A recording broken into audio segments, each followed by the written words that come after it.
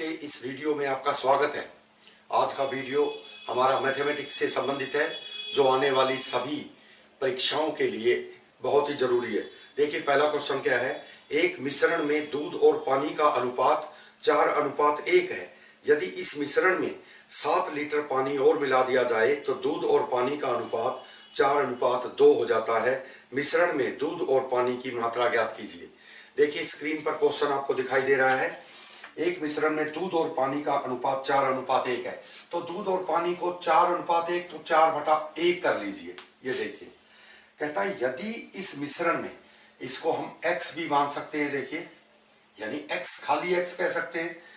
यदि मिश्रण में 7 लीटर पानी और मिला दिया जाए, तो ये दूध है ये पानी है, तो 7 लीटर पानी इसमें हम ऐसे मिला देते हैं और मिला दिया जाए तो अनुपात जो है मिश्रण का अनुपात 4:2 हो जाता है। तो इसको 4/2 शॉर्टकट समझा रहा हूं। देखिए स्टूडेंट्स, तो इसको हम यहां कर सकते हैं 4 दूनी 8, ये देखिए ऐसे क्रॉस कर सकते हैं 4 दूनी 8x। फिर देखिए 8x बराबर है, अब ये देखिए 4 एकम 4x प्लस 7 चौक 28। तो देखिए यहां x का डिफरेंस क्या आ जाता है, 4x बराबर है 28। तो x बराबर है 28/4, 4 सत्ते 28। x अगर 7 आ गया तो देखिए 7 चौक 28 यानी 28 लीटर तो यहां पर दूध है और 7 एकम 7 और 7 लीटर यहां पर पानी है। तो कहता है तो मिश्रण में दूध और पानी की मात्रा ज्ञात कीजिए। तो क्लियर है 28 और 7 जो ऑप्शन नंबर सी में दिया गया है स्टूडेंट्स। अगला क्वेश्चन है स्टूडेंट्स, दो संख्याएं 6:13 के अनुपात में हैं। यदि उनका लघुत्तम समापवर्तक 468 हो तो उनका महत्तम समापवर्तक क्या होगा। तो देखिए स्टूडेंट्स, इसमें हम पहले संख्याएं निकालेंगे। तो बिल्कुल शॉर्टकट है, पहली संख्या निकालते हैं। तो यहां पहले अनुपात को लेते हैं 6 गुना 468 महत्तम समापवर्तक, लघुत्तम समापवर्तक गुना कर देते हैं और रेशो 6 गुना 13 यहां रख देते हैं। फिर उसके बाद दूसरी संख्या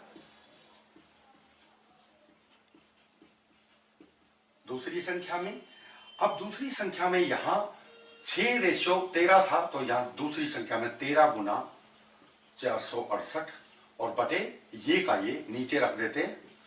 तो इससे स्टूडेंट्स हमें यहां संख्याएं मिलेंगी। देखिए 6 से 6 कट जाता है सीधा, तो 13 तिया 39, देखिए 13 तिया 39, 7 13 6 78।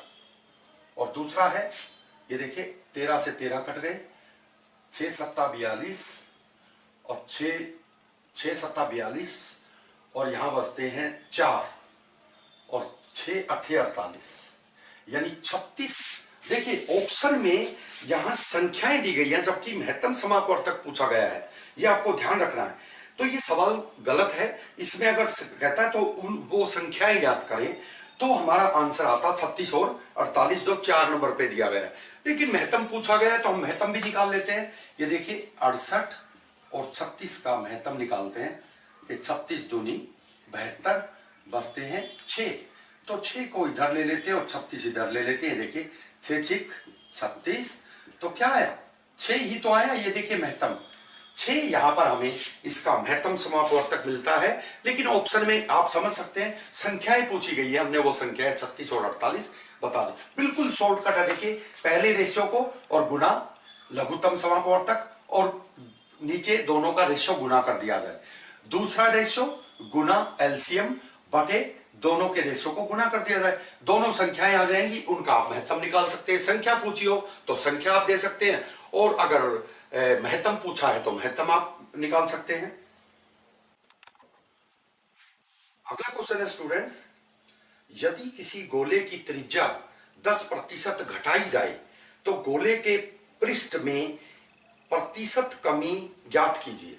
स्टूडेंट्स, मैं पहले भी अपने वीडियोस में बता चुका हूं कि कभी भी किसी भी आकृति के क्षेत्रफल में कमी या वृद्धि दर्शाई गई हो और उसकी भुजाओं का नाप ना दिया गया हो तो क्षेत्रफल पे कोई असर नहीं पड़ता। और इसका बिल्कुल आसान मेथड है, कभी भी कमी या वृद्धि की गई हो तो दो भुजाएं मान लीजिए, चाहे कोई भी आकृति है, दो भुजाएं मान लीजिए, पहली भुजा 100 और दूसरी भुजा 100। देखिए कहता है अगर 10% घटा दिया जाए तो जाहिर सी बात है कि ये कितना हो गया, 90 हो गया, और दूसरी में भी 90 की कमी कर दी जाए। चाहे कोई भी आकृति हो, अगर उसमें कमी और वृद्धि की गई है तो दो भुजाएं मानकर 10 कमी की गई है तो 10 घटा दो, 10 बढ़ाई गई है तो 10 बढ़ा दो और घटा कर दो 100। ये देखिए, और इसको काट दो क्योंकि परसेंटेज है। परसेंटेज में अगर ऐसे क्वेश्चन में, आकृति के क्वेश्चन में कोई भुजाओं का नाप ना दिया गया हो तो क्षेत्रफल पर कोई भी असर नहीं पड़ता। आप इस तरह से इसको कर सकते हैं। 9 नीम 81, इसका मतलब पहले क्या था 100 और 81 अब हो गया, तो कितनी कमी आ गई देखिए 19% कमी। और आपको आंसर में दिखाई दे रहा है नंबर 2 पर 19% जो है उसमें कमी आ जाएगी। स्टूडेंट्स अगला क्वेश्चन है, देखिए 3x plus 21 upon 2x plus 21 बराबर है 18/15। तो x का मान ज्ञात कीजिए। ये भी कह सकते हैं दो संख्याओं का रेशियो 3:2 है, यदि दोनों में 21-21 जोड़ दिया जाए तो रेशियो 18/15 हो जाता है, वो संख्याएं ज्ञात करो। तो तरह तरह से सवाल आ जाता है कि दो व्यक्तियों की आयु का अनुपात 3:2 है, अगर उसमें 21-21 जोड़ दिया जाए तो रेशियो ये हो जाता है। तो इस तरह से सवाल आप बना सकते हैं। ये देखिए 3 पंजे 15 और 3 6 18, इसको हम काट भी सकते हैं और इसको क्रॉस कर सकते हैं। देखिए इस तरह से 5 तिये 15, 15x प्लस 21 पंजे 105 बराबर है, इसको क्रॉस कर लीजिए 6 दूनी 12x जमा 21 छिक्का 6 एक कम प्लस 6 कम 6 6 दूनी 12 126। अब देखिए दोनों का डिफरेंस निकाल सकते हैं, 15x 12x तो कितना हुआ 3x। 3x बराबर है, इन दोनों का डिफरेंस निकाल सकते हैं, 3x बराबर है 21। देखिए तो x बराबर क्या हुआ, x बराबर यहां पर होता है 7। तो देखिए आप निकाल सकते हैं 7 या 21 और 7 दूनी 14, यानी 21 और 14 जो है वो संख्याएं आपको, इसका मान जो है आपको प्राप्त होगा। तो यहां पर पूछा गया है तो x का मान ज्ञात कीजिए। तो x का मान हमारा पहले ही आ चुका है, वह है 7। देखिए आपको आंसर में दिखाया गया है नंबर ए पर। स्टूडेंट्स अगला क्वेश्चन आप स्क्रीन पर देख रहे हैं, वर्तमान जन्म दर प्रति 1032 जबकि मृत्यु दर प्रति 1011 है। जन्म दर 32 और मृत्यु दर 11 है। जनसंख्या बढ़ोतरी के संदर्भ में निवल वृद्धि दर प्रतिशत में दी गई है, यानी निवल वृद्धि दर ज्ञात करें, कहने का मतलब यही है। ऑप्शन नीचे दिए गए हैं। तो कभी भी ऐसा सवाल आ जाए, जन्म दर हो मृत्यु दर हो, तो इसमें जो है निवल वृद्धि दर ज्ञात करें। तो देखिए सीधा है, यहां पर आप ये करें, जन्म दर कितनी है 32 माइनस मृत्यु दर कितनी है 11, ब्रैकेट में ले लीजिए और गुना कर दीजिए 100 और 1000 पे होती है बटा 1000। ये देखिए आप इसको काट सकते हैं, 2 जीरो से 2 जीरो गई और यहाँ 32 में से 11 गए, कितने बचते हैं देखिए 1 2 21। तो 21 बटा क्या हुआ 10, तो इस 10 का यहां पॉइंट लगा दीजिए, 2.1% यहां पर वृद्धि दर होगी। अगला क्वेश्चन देखिए स्टूडेंट्स, नीलम अपनी कुल आय का 20% मकान किराए पर तथा शेष का 70% घरेलू मदों पर खर्च करती है। यदि वह 3600 रुपए बचत करती है तो उसकी कुल आय क्या होगी।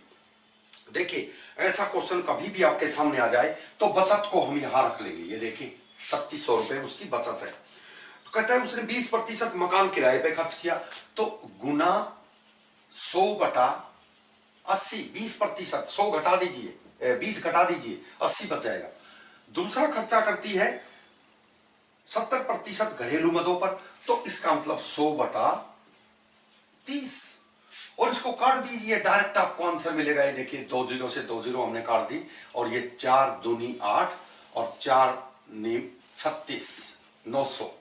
अब देखिए यहां हम इसको काटते हैं 3 तिया 9, 300 देखिए, और यहां इसको काटते हैं तो 150 पे कट जाएगा। और ये देखिए 15,000 आपको आंसर नंबर 1 में स्पष्ट नजर आ रहा है। तो बिल्कुल शॉर्टकट है, आप बचत को यहां पर रखकर और दूसरी जो उसने खर्च की है उसको उल्टा करके रख दीजिए। यहां हमने दोनों घटाकर रख दिया तो यहां पर जो आई उसकी इनकम आ गई, यानी 15,000 रुपए जो है उसकी इनकम है। एक आदमी को इस शर्त पर रखा गया काम पर, उसको 100 रुपए प्रतिदिन मिलेंगे, परंतु काम पर नहीं आएगा तो 50 रुपए जुर्माना होगा। यदि 10 दिन बाद उसको 550 रुपए मिले हो टोटल, तो वह कितने दिन काम पर नहीं आया।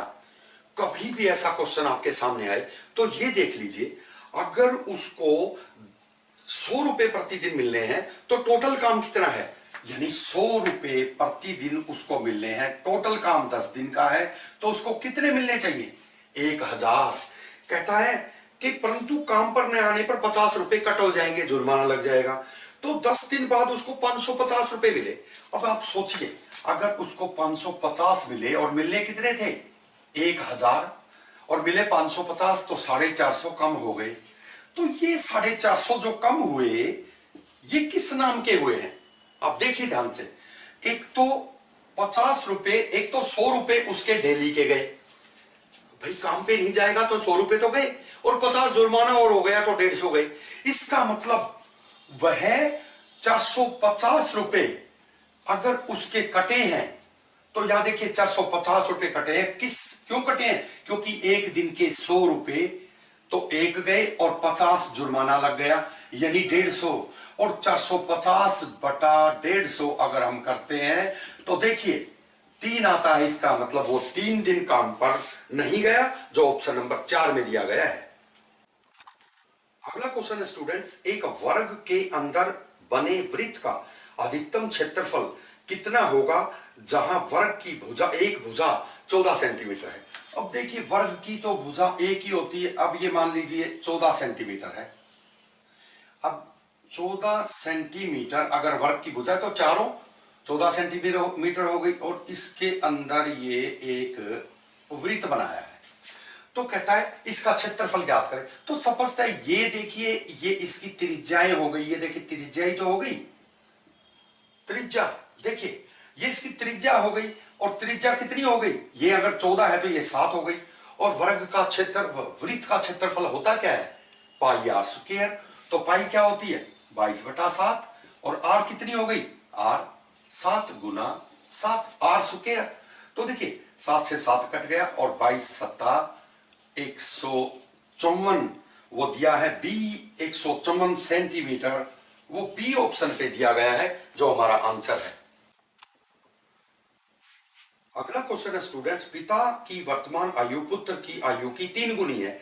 10 वर्ष बाद पिता की आयु पुत्र की आयु की 2 गुनी हो जाएगी, तो वर्तमान में पुत्र तथा पिता की आयु ज्ञात करें। तो देखिए उत्तर से ही, यानी ये विकल्प से ही आप इसको निकाल सकते हैं। पहले पे दिया गया है, देखिए ए पे दिया है 10 या 30, तो 3 गुना है।